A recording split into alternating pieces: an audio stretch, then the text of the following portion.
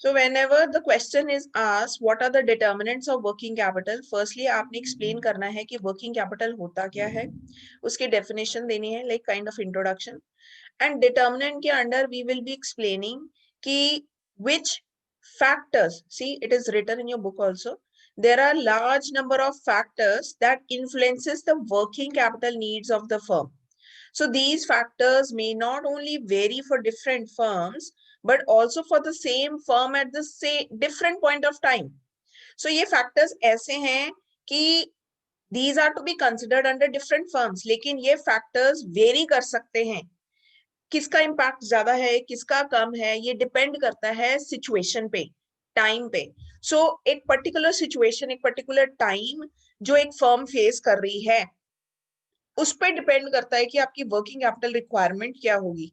जैसे अगर हम प्रेजेंट पेंडेमिक की बात करें या सिचुएशन की बात करें, इस टाइम पे बिजनेसेस नहीं चल रहे, फैक्ट्रीज नहीं चल रही, इकोनॉमी डाउन है, काम नहीं चल रहे हैं, तो ऑब्वियसली इस पर्टिकुलर पॉइंट ऑफ टाइम पे हर बिजनेस फर्म के लिए, हर फैक्ट्री के लिए वर्किंग कैपिटल रिक्वायरमेंट मोर है. So these are the few relevant factors that must be considered while determining the working capital. Number one is nature and the size of the business. We have done a kind of intro in this कि जो manufacturing firms हैं, जो high investment firms हैं, उनको working capital ज्यादा चाहिए होता है कि कम चाहिए. क्वेश्चन यहाँ पे राइज होता है. दूसरी है ट्रेडिंग फर्म्स. अब ये भी क्वेश्चन राइज होता है कि इनको वर्किंग कैपिटल ज्यादा चाहिए कि कम चाहिए. जो ट्रेडिंग फर्म्स होती हैं, let us start with this. जो ट्रेडिंग एंड फाइनेंशियल फर्म्स होती हैं, वो फिक्स एसेट्स में इन्वेस्ट कम करती हैं. इनका मेन काम होता है माल तैयार करा और आगे बेच दिया, मतलब रेडीमेड थिंग्स लिए और आगे बेच दिए. ट्रेडिंग फर्म्स हैं, तो उनको वो रेडीमेड थिंग्स खरीदने के लिए they require higher working capital, so they invest more in stock and inventory. Also, firm that sells services and not goods on cash basis, लेकिन जो cash basis पे firms काम कर रही है, obviously उनको कम working capital चाहिए. लेकिन अगर हम manufacturing firms की बात करें, manufacturing firms invest huge amount in fixed investments, like उनको एक stock, particular amount of stock चाहिए ही चाहिए, raw material available होना चाहिए, finished goods पे available होने चाहिए, and उन्होंने फिक्स्ड कैपिटल पे, फिक्स्ड एसेट्स पे भी ह्यूज इन्वेस्टमेंट करनी होती है. तो मैन्युफैक्चरिंग फर्म्स को हाई अमाउंट वर्किंग कैपिटल का भी चाहिए एंड फिक्स एसेट्स भी हाई चाहिए अगर एक मैन्युफैक्चरिंग फर्म है और वो लार्ज स्केल पे काम कर रही है. लेकिन अगर ट्रेडिंग फर्म है, कैश बेसिस पे काम कर रही है, ऑब्वियसली उनकी सारी चीजें कैश में बिक रही है, डेली कैश उनको आ रहा है, तो उनकी वर्किंग कैपिटल कम हो जाएगी. लेकिन अगर एक ट्रेडिंग फर्म क्रेडिट पे काम कर रही है, डेटर टाइम पीरियड उनका ज्यादा है, हालांकि वो ट्रेडिंग फर्म ही है, डेटर टाइम पीरियड मोर है as compare to the credit time period, कि उन्होंने पेमेंट कम टाइम पे करनी होती है, तो ऐसी ट्रेडिंग फर्म के लिए वर्किंग कैपिटल रिक्वायरमेंट थोड़ी बढ़ जाती है as compare to the firms that work और operate on the cash basis. So ये कंसेप्ट है कि आपका टाइप ऑफ बिजनेस यानी नेचर कैसा है, मैन्युफैक्चरिंग है, ट्रेडिंग, साइज ऑफ बिजनेस मतलब लार्ज स्केल पे काम कर रहा है तो लार्ज वर्किंग कैपिटल चाहिए, अगर स्मॉल स्केल पे काम कर रहा है तो स्मॉल वर्किंग कैपिटल चाहिए. Now next is production cycle. ये हम पहले भी डिस्कस कर चुके हैं. लेंदी द प्रोडक्शन साइकिल यानी longer the time period, higher the volume, higher the value of work in progress and higher the requirement of working capital. लेकिन अगर ये टाइम पीरियड शॉर्ट है, प्रोडक्शन साइकिल शॉर्ट है, जल्दी payments आ जाती हैं आपकी, तो आपको वर्किंग कैपिटल कम चाहिए. Third is seasonal fluctuations. Working capital requirement also varies not only with the market conditions but with the season. For example, sugar industry produces particularly all the sugar between the December and April. तो इस time period में उनको working capital requirement ज़्यादा होगी, more होगी, जब उन्होंने crop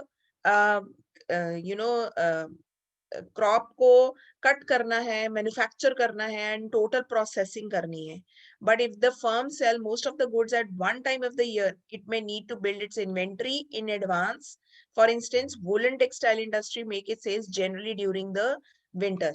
अगर हम वुलन इंडस्ट्री की बात करें, उनकी सारी सेल विंटर में होती है, तो विंटर में सेल करने के लिए उनको कुछ महीने पहले अपनी तैयारी करनी पड़ती है, वुलन मैन्युफैक्चर करना है, सारा स्टॉक रेडी करना है, तो उस टाइम पे उनको वर्किंग कैपिटल ज्यादा चाहिए।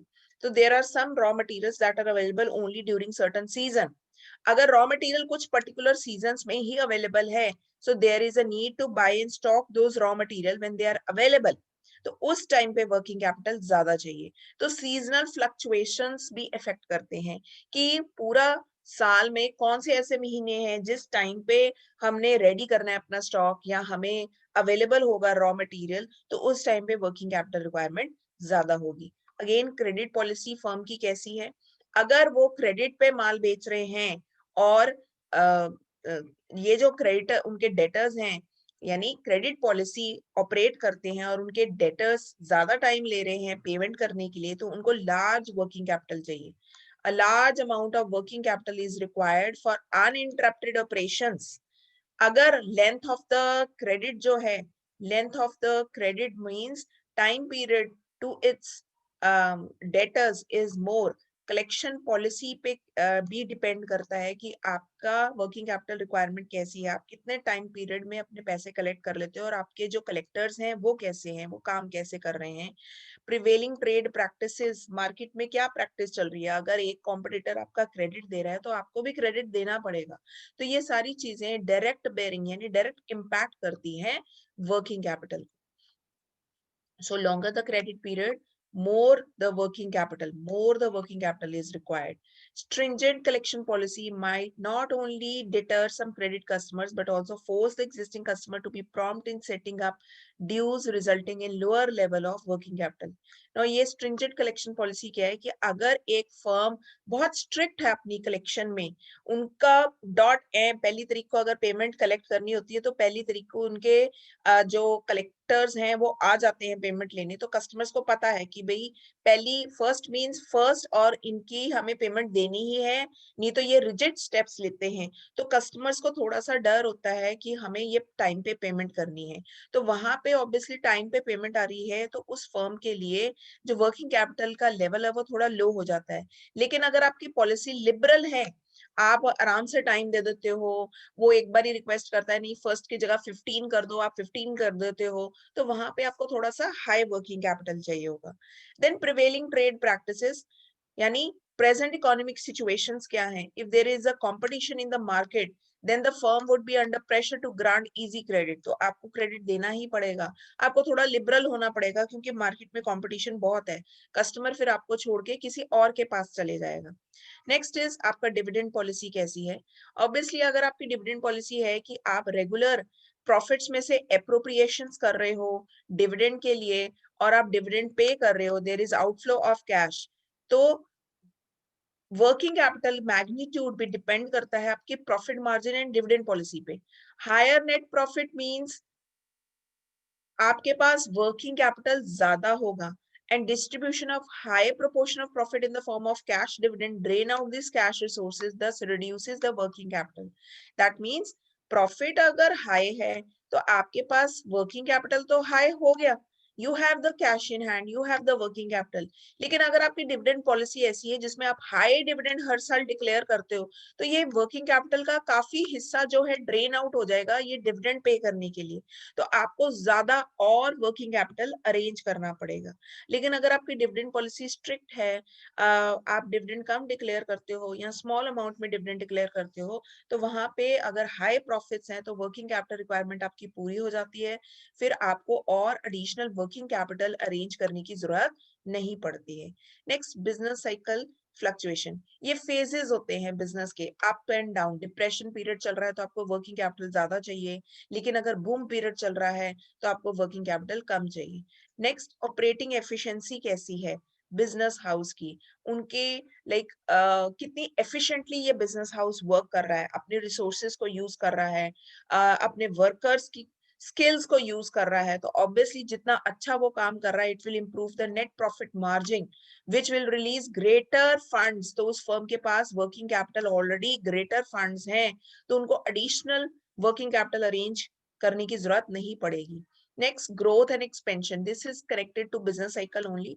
अगर आपके बिजनेस ने बहुत ज्यादा ग्रो करा है, एक्सपैंड करा है, ऑब्वियसली आपकी प्रॉफिट मार्जिन अच्छे हो गए हैं, सेल्स अच्छी हो गई हैं, तो आपके पास already working capital sufficient enough है, आपको और अरेंज करने की जरूरत नहीं है।